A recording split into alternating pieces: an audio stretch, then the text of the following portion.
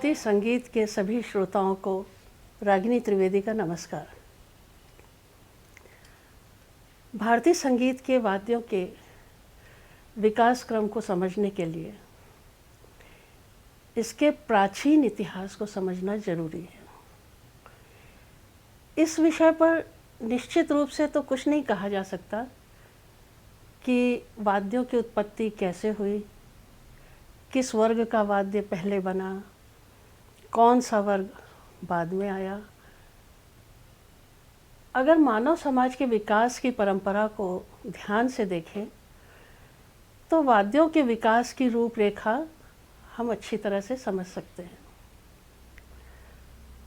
पुरानी परंपरा के लेखकों और विद्वानों ने ज़्यादातर किसी धार्मिक व्यक्ति या देवी देवताओं से संगीत की शुरुआत मानी है, पर किस वर्ग का वाद्य पहले बना और कौन सा बाद में आया, इसकी जानकारी नहीं मिलती है। डॉक्टर लालमणि मिश्र ने मानव जाति के विकास क्रम में पहला प्रयोग घन वर्ग के वाद्यों का माना है।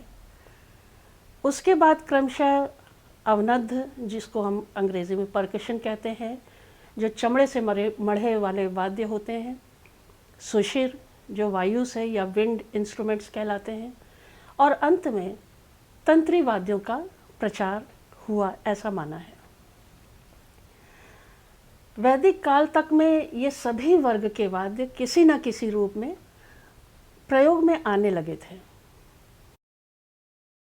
अब भारतीय संगीत का जो सबसे पहला प्रमुख ग्रंथ है वो है भरत का नाट्यशास्त्र। इसके रचयिता महर्षि भरत हैं। ये दरअसल नाट्य विषय पर लिखा गया एक ग्रंथ है जिसमें संगीत की बहुत विस्तार से चर्चा की गई है। अब यहाँ संगीत का मतलब गायन, वादन, नृत्य और संगीत का शास्त्र। अब ग्रंथ में 37 अध्याय हैं, जिसमें 28वें अध्याय से लेकर 32वें अध्याय तक संगीत के बारे में लिखा गया है। इसके पहले नाट्य के बारे में लिखा गया, यानी नाटक के ड्रामा के बारे में लिखा गया है। उसके अंतरंग, बहिरंग, नायक नायिका भेद, रस इत्यादि के बारे में विस्तार से बताया गया है। अब इसके 28वें अध्याय के पहले 2 श्लोकों में, ये 2 श्लोक बहुत इम्पॉर्टेंट हैं। इन 2 श्लोकों में सभी वर्गों के वाद्यों का वर्गीकरण करते हुए उसकी विशेषता भी बताई गई है।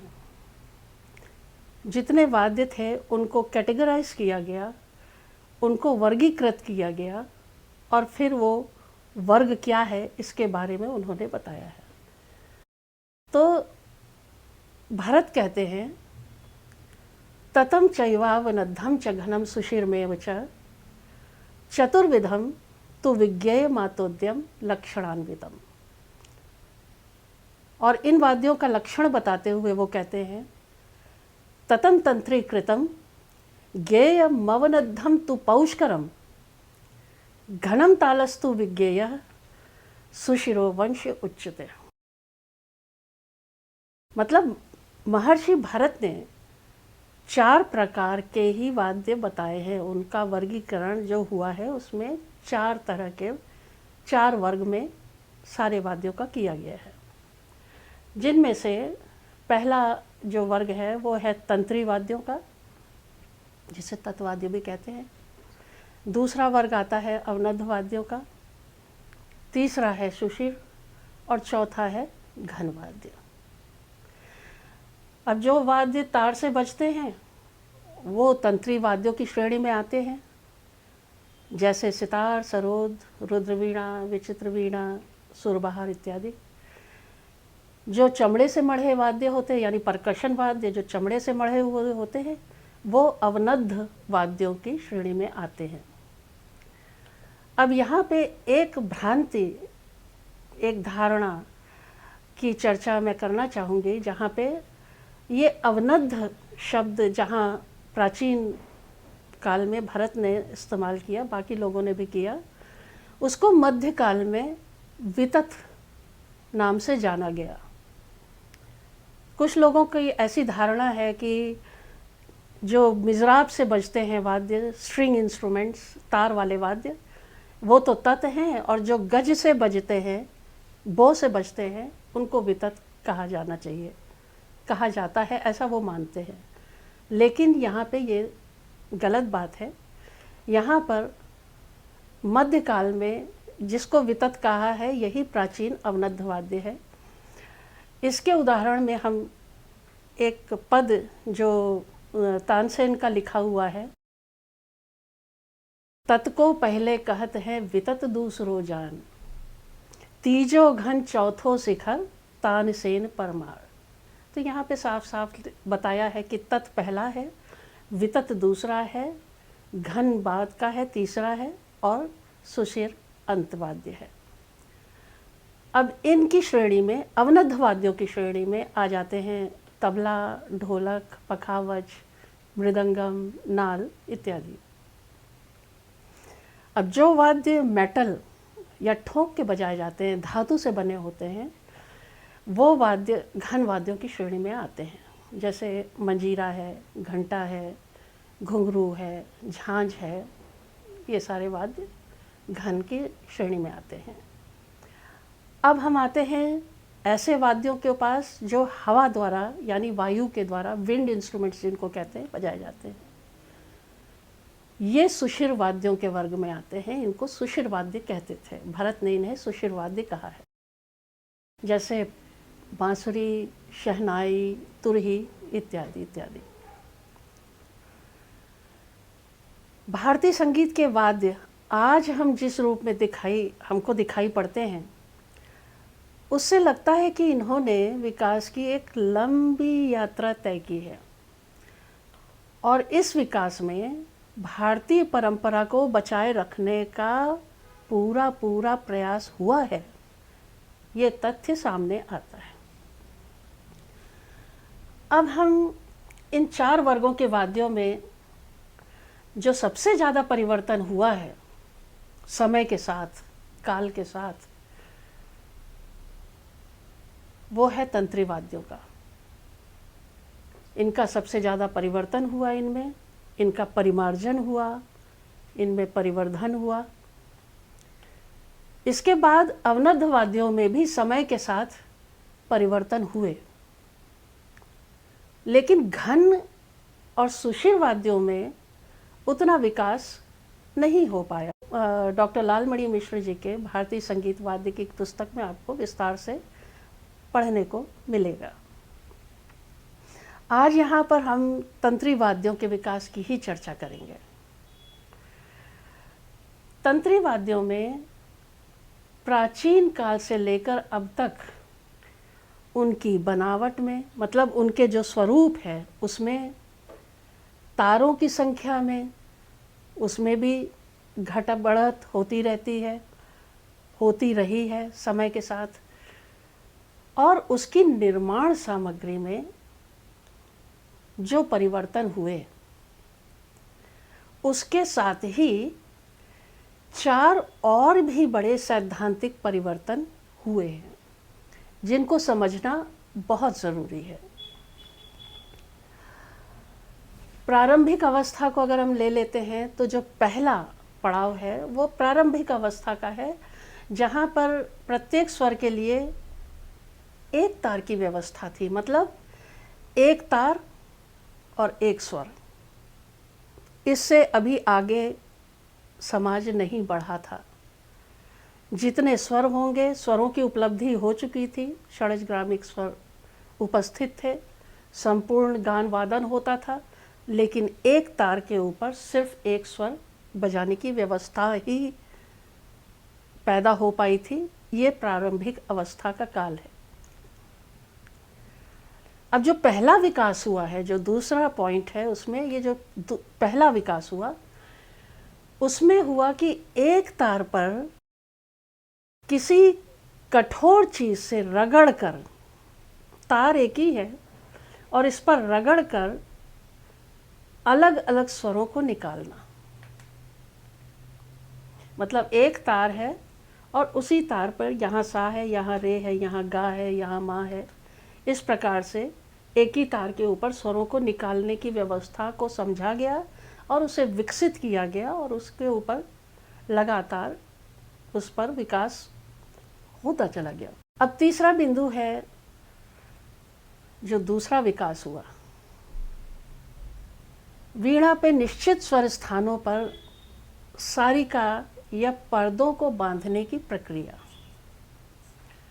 मतलब पहला विकास क्या था? एक तार एक स्वर। दूसरा विकास क्या हुआ? एक तार पर उसकी अगले अलग अलग स्थान पर स्वरों की, विभिन्न स्वरों की स्थिति को पहचान लेना और उसका प्रयोग शुरू हो जाना। जो दूसरा विकास हुआ वो मतलब पहले तो प्रारंभिक अवस्था थी, फिर पहला विकास हुआ, फिर दूसरा विकास हुआ जिसमें सारिका का प्रयोग शुरू हो गया, पर्दों को बांधने की प्रक्रिया शुरू होती है। अब जो तीसरा विकास हुआ उसमें तंत्री के तारों की व्यवस्था में बदलाव होने लगा। मतलब वाम पार्श्व से दक्षिण पार्श्व में आना। अब वाम का मतलब बाईं तरफ से, दक्षिण का मतलब दाईं तरफ की तरफ जाना। तो बाईं तरफ का जो तार है बजाने का, मुख्य जो तार है वो दाईं तरफ आ जाना और चिकारियों के तार का घुड़च के ऊपर आ जाना, चिकारी के तार पीछे। इसके अलावा तरब के तारों का भी इस्तेमाल शुरू हुआ। फिर से हम वापस इसमें सबसे पहले वैदिक काल की वीणाओं को देख लेते हैं। अब वैदिक काल की सामगान की परंपरा तो बहुत विशाल थी, बहुत विशाल थी। इस परंपरा में वाण नाम के तंतुवाद्य या तंत्री वाद्य और वेणु यानी बंसी, बांसुरी का सबसे ज़्यादा प्रयोग होता था। इस काल में संगीत की कलात्मक अभिव्यक्ति के लिए वाद्यों का चतुर्विध प्रयोग होता था। जैसे वाद्यों का स्वतंत्र प्रयोग, स्वतंत्र वादन मतलब सोलो वादन, गान की संगति के लिए, एकम्पनीमेंट के लिए, वोकल और उसका एकम्पनीमेंट। अब नृत्य की संगति के लिए, नृत्य डांस की संगति के लिए भी इसका प्रयोग होता था। अब गीत और नृत्य की संगति के लिए भी वादन होता था। जहाँ गान भी हो रहा है, नृत्य भी हो रहा है, वहाँ पर भी इनका वाद्यों का प्रयोग किया जाता था। अब हिरण्यकेशी सूत्र में, ये एक प्राचीन ग्रंथ है, वैदिक वीणाओं के नाम मिलते हैं जिसमें तालुक वीणा, कांड वीणा, अलाबू, कपिशीर्ष, करकरी, बकुर आदि बहुत से वाद्यों के नाम मिलते हैं। ऐत्रेय अरण्यक में ये भी एक ग्रंथ है, कंठ को वाद्य माना गया है। वो कहते हैं एकम ईश्वर निर्मितम नैसर्गिकम, मतलब एक वाद्य ईश्वर के द्वारा निर्मित है जो नैसर्गिक है, प्राकृतिक है। अन्य चतुर्विधम मनुष्य निर्मितम, मतलब अन्य जो 4 तरह के वाद्य हैं वो मनुष्यों के द्वारा निर्मित वाद्य हैं। चेति अस्तु पंच प्रकाराः महावाद्यानाम, इस तरह से 5 प्रकार के महावाद्य कहलाए गए हैं, कहलाते हैं। अब इस तरह से मानव कंठ को दैवी वीणा, ईश्वर की वीणा कहा जाता है और मनुष्यों के द्वारा बने वाद्यों को मानुषी वीणा कहा गया है। अब ये बात समझनी जरूरी है कि भारत के काल के पहले तक प्रत्येक स्वर के लिए एक तार की स्वर व्यवस्था थी। ये बात अभी मैंने पहले भी बताई है कि जो प्रारंभिक अवस्था थी उसमें एक तार के एक स्वर की व्यवस्था लोगों को पता थी, समाज में इसी का वादन होता था। लेकिन प्रत्येक स्वर के लिए एक स्वर की, एक तार में एक स्वर की जो व्यवस्था थी, ये वीणाएं जो थीं वो अपने अलग अलग आकृति और तारों की संख्या पर निर्भर करता था इनका नाम। जैसे शततंत्री वीणा, त्रितंत्री वीणा, एक तंत्री वीणा इत्यादि। अब भरत के काल के कुछ पहले तक ये एक ही तार पर अलग अलग स्वरों की प्राप्ति का विधान हो चुका था। इसमें वादक बांस की गोल शलाका या लकड़ी को बाएं हाथ से रगड़कर अलग अलग स्वर निकालता। अब दाहिने हाथ से कोण या नाखून से वो तारों को छेड़ता था और इस वीणा में एक ही तार होता था जिसमें जातिगत स्वरों को आसानी से निकाला जा सकता था। जातिगत क्यों कहा? जातिगत इसलिए कहा क्योंकि उस समय जाति गान की ही परंपरा थी। ग्राम मूर्छना का समय था, जातियां गाई जाती थीं, इसलिए जातिगत स्वरों को, षडज ग्रामिक और मध्यम ग्रामिक स्वरों को आसानी से इस वाद्य के ऊपर निकाला जाता था। अब भरतनाट्य शास्त्र से लेकर संगीत रत्नाकर के काल तक लगभग 1000 साल तक या उससे कुछ अधिक समय तक यही वीणा प्रचार में थी। ये पूरे भारत में इसका स्थान सर्वोपरि था उस समय। इस वीणा के बहुत से नाम मिलते हैं ग्रंथों में, जिसमें घोषिका, घोषवती, ब्राह्मी, एक तंत्री, ये सब नाम प्रमुख हैं। अब महर्षि भरत ने जिसे घोषवती कहा है, नान्य देव और शारंग देव ने उसे ही एक तंत्री वीणा के नाम से पुकारा है। अब वर्तमान समय में जो विचित्र वीणा हम बजाते हैं और जो दक्षिण भारत का गोटू वाद्य है, ये दोनों वाद्य इसी वीणा के विकसित रूप हैं। अब हमने चर्चा कर ली एक तार पर एक स्वर वाले वाद्यों की।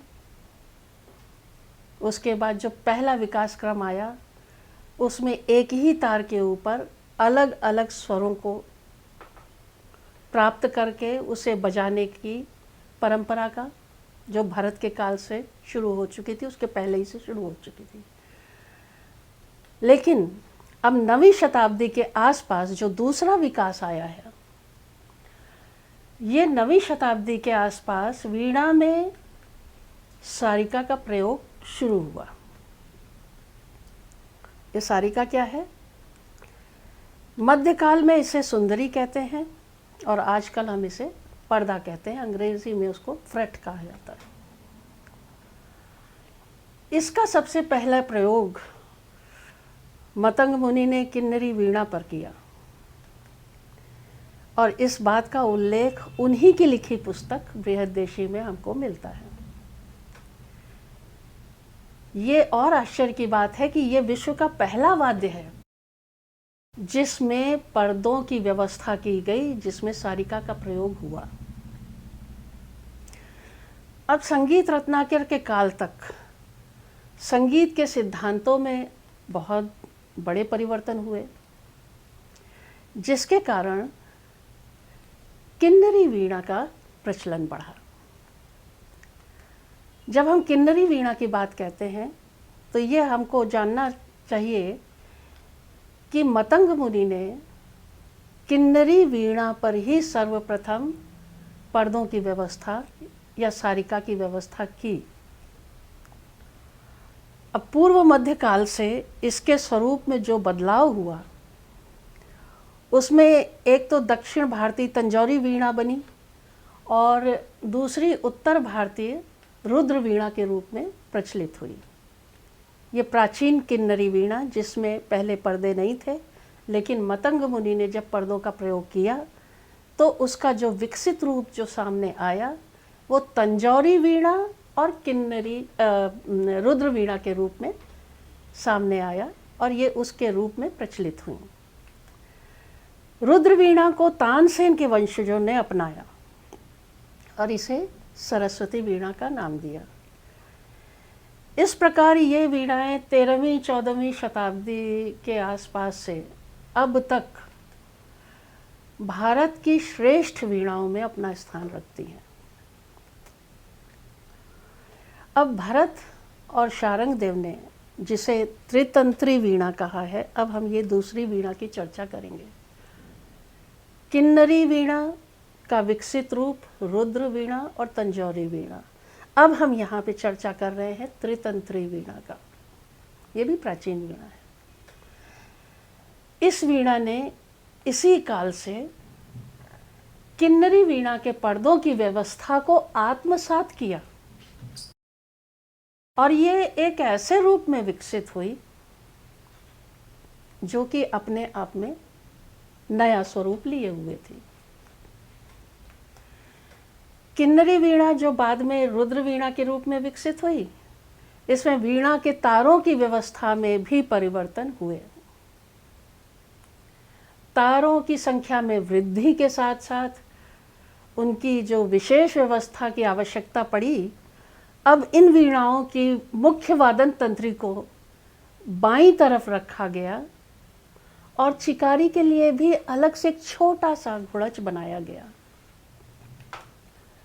मतलब जब वीणा बजाते हैं तो पीछे की तरफ तार रुद्र वीणा में होता है, किन्नरी वीणा में, और इनकी चिकारी के लिए अलग से एक छोटा ब्रिज बनाया जाता है, वो भी बाईं तरफ ही रखा जाता है।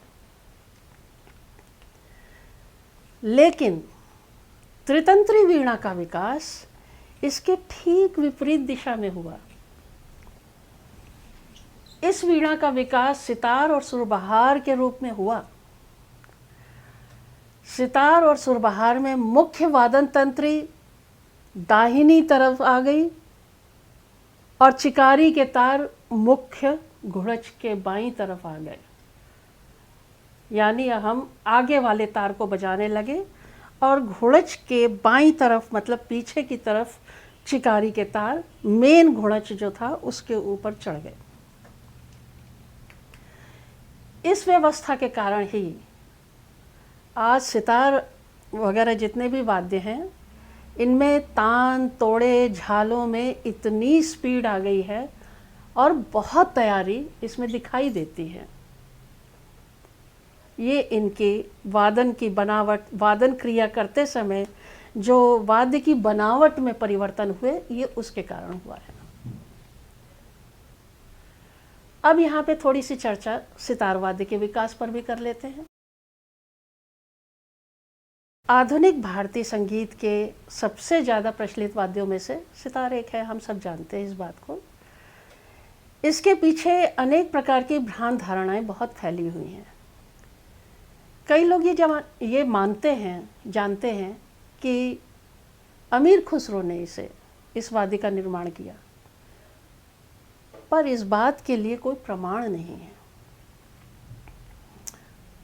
डॉक्टर लालमणि मिश्र जी की पुस्तक भारतीय संगीत वाद्य में सितार वाद्य के बारे में तमाम तर्क और ऐतिहासिक प्रमाण प्रस्तुत किए गए हैं। इन तथ्यों से ये बात साफ हो जाती है कि सितार वास्तव में प्राचीन त्रितंत्री वीणा का ही विकसित रूप है।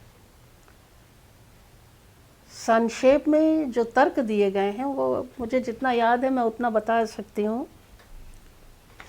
पहला तो यही है कि त्रितंत्री वीणा का 12वीं शती के आसपास से 2 रूपों में विकास हुआ है। त्रितंत्री वीणा में जब पर्दे लगे उसके बाद से उसका स्वरूप में परिवर्तन उसके शुरू हो गया और इसका विकास 2 दिशाओं में हुआ। एक तो निबद्ध तंबूरा के रूप में और दूसरा अनिबद्ध तंबूरा के रूप में। निबद्ध तंबूरा में पर्दे लगाए जाते थे, जो बाद में सितार के वर्तमान रूप में सामने आया। और इसी तरह से अनिबद्ध तंबूरा का प्रयोग हुआ, जिसको हम आज तंबूरा के रूप में जानते हैं। बिना पर्दों वाली वीणा थी ये, जो बाद में तानपुरा या तंबूरा के रूप में प्रचलित हुई। संगीत रत्नाकर में जिसे त्रितंत्री वीणा कहा गया है, कल्लीनाथ जी, जो संगीत रत्नाकर के टीकाकार हैं और जिन्होंने ये टीका लगभग उनसे 100 वर्ष के बाद लिखी है, ने इसी वीणा को यानी त्रितंत्री वीणा को जंत्र के नाम से कहा है। वो कहते हैं, तत्र त्रितंत्रिकैव लोके जंत्र शब्द नोच्यते। मतलब यहाँ जिसे यानी संगीत रत्नाकर में त्रितंत्री वीणा कहा गया है, लोक में उसे जंत्र के नाम से जाना जाता है। इससे ये स्पष्ट है कि कल्लीनाथ के समय तक में त्रितंत्री वीणा को जंत्र कहा जाने लगा था। मध्यकालीन कृष्ण भक्त कवियों ने भी अपने पदों में जंत्र नाम के वाद्य का जगह जगह पे उल्लेख किया है। अबुल फजल की आईने अकबरी में भी इसका उल्लेख हुआ है, जिसमें वो बताते हैं कि इस वाद्य में 5 तंत्रियाँ और 16 पर्दे लगते हैं। सर सौरेंद्र मोहन टैगोर ने अपनी पुस्तक जंत्र क्षेत्र दीपिका में 5-6 तारों वाले सितार का वर्णन करते हुए उसके चित्र भी दिए हैं। ये पुस्तक सितार वाद्य पर ही केंद्रित है, जंत्र क्षेत्र दीपिका, और इसका नाम भी यंत्र क्षेत्र दीपिका है। और ये नाम ही यही बताता है कि आम जन के बीच में सितार वाद्य जंत्र या यंत्र शब्द से जाना जाता था। इन सभी बातों को देखते हुए ये बात निश्चित रूप से कह सकते हैं कि भारतीय संगीत की परंपरा प्राचीन है और इसकी जड़ें भी वैदिक काल से जुड़ी हुई हैं। ये कहना कि हमारे संगीत पर किसी दूसरे देश के संगीत का प्रभाव है, सरासर गलत और भ्रामक है। भारतीय पद्धति में वाद्यों के ऊपर जिस चपटे घुड़च का इस्तेमाल किया जाता है, वो विश्व के और किसी देश में नहीं होता। ऐसा कहीं पर इस तरह का घुड़च बनता ही नहीं है। इसमें ज़रा भी संदेह नहीं है कि हमारे आधुनिक वाद्य प्राचीन वीणाओं के ही विकसित रूप हैं। जैसे सितार त्रितंत्री वीणा का विकसित रूप है, सरोद चित्रा वीणा का विकसित रूप है, रुद्र वीणा किन्नरी वीणा का विकसित रूप है, शंतूर शततंत्री वीणा का विकसित रूप है, सारंगी रावण हत्था का विकसित रूप है, विचित्र वीणा प्राचीन घोषवती, ब्राह्मी अथवा एक तंत्री वीणा का विकसित रूप है। भारतीय संगीत में स्वर संवाद, नव त्रयोदश श्रुत्यांतराल और स्वयंभू गांधार का स्थित होना और इन वाद्यों में उनका प्रत्यक्ष प्रयोग होना भारतीय संगीत को दुनिया के सर्वश्रेष्ठ संगीत की श्रेणी में लाकर खड़ा कर देता है। वाद्यों के इतिहास के बारे में तथ्यों सहित विस्तृत जानकारी डॉक्टर लालमणि मिश्र जी की पुस्तक भारतीय संगीत वाद्य में उपलब्ध है। इसके अलावा संगीत संबंधी अनेक प्रकार की जानकारी www.omnad.net पर भी उपलब्ध है। नमस्कार।